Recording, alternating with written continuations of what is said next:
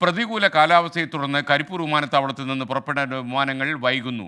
ഇന്നലെ രാത്രി 12 മണിക്ക് ദുബായിലേക്ക് പോകേണ്ടിയിരുന്ന ഇൻഡിഗോ വിമാനം ഇനിയും പുറപ്പെട്ടിട്ടില്ല.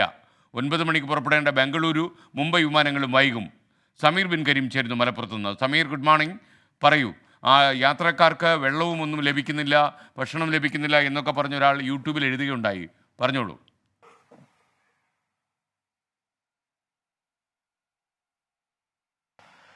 Very good morning. ഇന്നലെ രാത്രിയിൽ 12 മണിക്ക് ദുബൈയിലേക്ക് പോകേണ്ട ഇൻഡിഗോ വിമാനമാണ് ഇപ്പോഴും വൈകിക്കൊണ്ടിരിക്കുന്നത്. ഈ വിമാനം ഇന്ന് ഉച്ചയ്ക്ക് ശേഷമേ പുറപ്പെടൂ എന്നുള്ള സൂചനയാണ് നമുക്ക് ഇവിടെ നിന്ന് ലഭ്യമാകുന്നത്. പക്ഷേ ഈ യാത്രക്കാർ നിലവിൽ ഈ വിമാനത്താവള ലോഞ്ചിൽ കാത്തിരിക്കുകയാണ്. യാത്രക്കാർ പരാതി പറയുന്നുണ്ട്, ഭക്ഷണവും ഒന്നും തന്നെ മറ്റും കൃത്യമായി ലഭിക്കുന്നില്ല എന്നുള്ളൊരു പരാതിയും യാത്രക്കാർ പറയുന്നുണ്ട്. അതോടൊപ്പം തന്നെ ഇന്ന് രാവിലെ 9 മണിക്ക് ബംഗളൂരുവിലേക്കും അതോടൊപ്പം മുംബൈയിലേക്കും പോകേണ്ട 2 വിമാനങ്ങളും സമാനമായ രീതിയിൽ വൈകുന്നുണ്ട്. ഈ വിമാനം ഉച്ചയ്ക്ക് ശേഷം പുറപ്പെടുമെന്നുള്ളതാണ് നമുക്ക് ടെർമിനലിൽ നിന്ന് ലഭ്യമാകുന്ന വിവരം.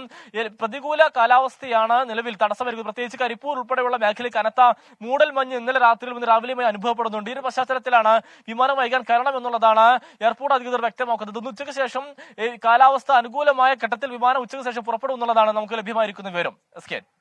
Okay, thank you.